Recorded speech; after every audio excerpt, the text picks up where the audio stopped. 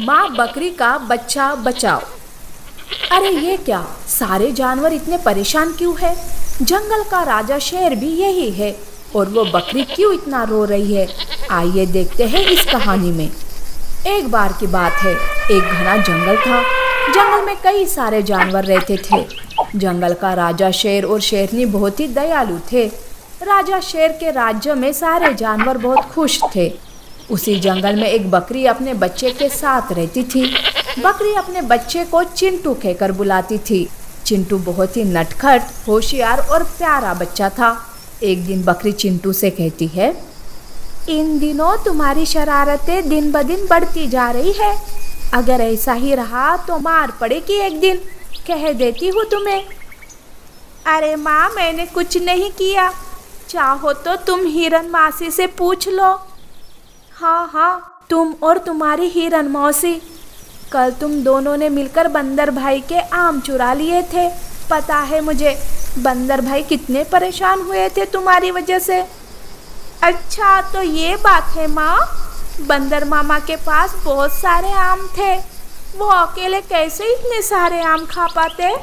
इसीलिए मैंने और मासी ने उनकी थोड़ी मदद कर दी। चुप कर नालायक कहीं का, एक तो चोरी और ऊपर से सफाई दे रहे हो। रुक, मैं अभी तुझे बताती हूँ।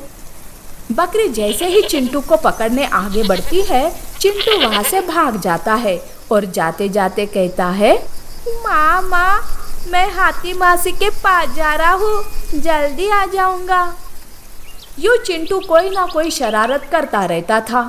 चिंटू के जाने के बाद हाथी और बंदर बकरी के पास आते हैं। बकरी को गुस्से में देखकर हाथी कहती है, अरे बकरी, क्या हुआ? क्यों सुबह सुबह बेचारे चिंटू पर गुस्सा कर रही हो? क्या बताऊँ हाथी बहन, इस चिंटू ने तो मेरे नाक में दम कर रखा है। कल उसने बंदर भाई के आम चुरा लिए थे और उससे पहले तो खरगोश के गाजर पर चिपकने वाला पदार्थ लगा दिया। इस बात से अनजान खरगोश बेचारा जैसे ही उन गाजरों को मुंह में डाला, उसका मुंह चिपक गया। बेचारा कितना परेशान हो गया था। अरे बकरी, बच्चे अगर ऐसी छोटी छोटी शरारतें नहीं करेंगे तो और कौन करेगा? ये उम्र ही है शरारत करने की। रही मेरे आमों की बात, तो मैं वो बात कब का भूल गया। तुम्हें याद है जब हम छोटे थे? वो तीनों अपने बचपन की बातें याद करते हुए हंसने लगते हैं। दूसरी ओर चिंटू अपने दोस्तों के साथ खेल रहा था कि तभी उनमें से एक दोस्त कहता है, अरे चिंटू, तू अपने आप को बहुत ही हिम्मत वाला कहता है ना, तो चल हम एक रनिंग रेस लगाते हैं। यहाँ से लेकर वहाँ जो दूर खाई दिखाई दे रही है, वहाँ तक जो कोई भी पहले जाएगा वही हम बच्चों का लीडर होगा। क्यों, क्या कहते हो? अरे नहीं नहीं, माँ ने कहा है उस खाई के पास खतरा है, हमें वहाँ नहीं जाना चाहिए। हम कहीं और रेस लगाते हैं। ये सुनकर सारे बच्चे हंसने लगते हैं कि तभी लोमड़ी का बच्चा कहता है, हाँ हाँ हाँ, देखो कैसी बुज़दिलों वाली बातें कर रहा है ये माँ का लाडला। जाकर माँ के पल्लू में सो जा। ये सुनकर चिंटू को बहुत गुस्सा आता है और वो कहता है, बहुत हो गया, मैं बुज़दिल नहीं हूँ, चलो रनिंग रेस करते हैं। यूँ सब मिलकर रनिंग रेस रखते हैं। सारे बच्चे शोर मचाते हुए भाग रहे थे। चिंटू और लोमड़ी तेजी से भाग रहे थे।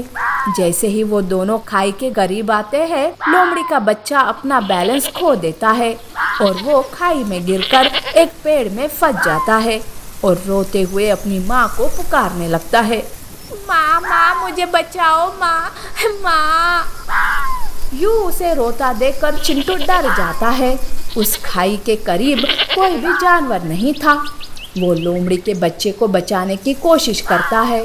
यूँ उसे बचाने के चक्कर में चिंटू भी खुद खाई में फंस जाता है, पर लोमड़ी के बच्चे को बचा लेता है।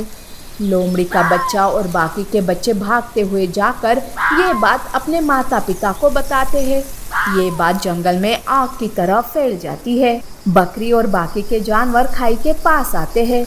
जब ये बात शेर और शेरनी को पता चलती है तो वो भी वहाँ आते हैं। खाई में फंसे अपने बच्चे को देखकर बकरी जोर जोर से रोने लगती है।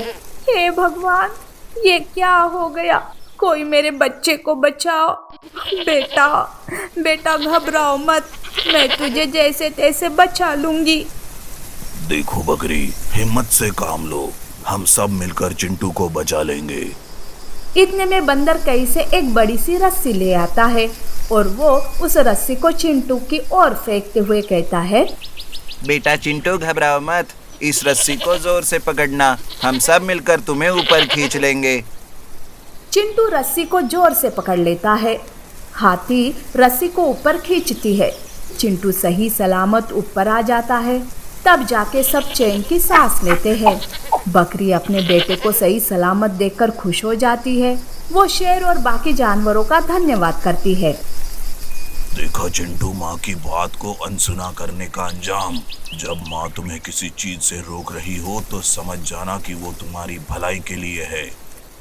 ये बात मैं सिर्फ चिंटू के लिए नहीं कह रहा हूँ, बल्कि यहाँ जो कोई भी बच्चा खड़ा है, मैं तुम सब से कह रहा हूँ। क्यों, समझ गए ना? अब चलो चलते हैं, चलकर आम खाते हैं। ये सुनकर सारे बच्चे खुश हो जाते हैं और शेर के साथ आम खाने चले जाते हैं। नीति: बड़ों की बातों को अनसुना करने का मतलब अपने आप को मुसीबत में डालना होता है।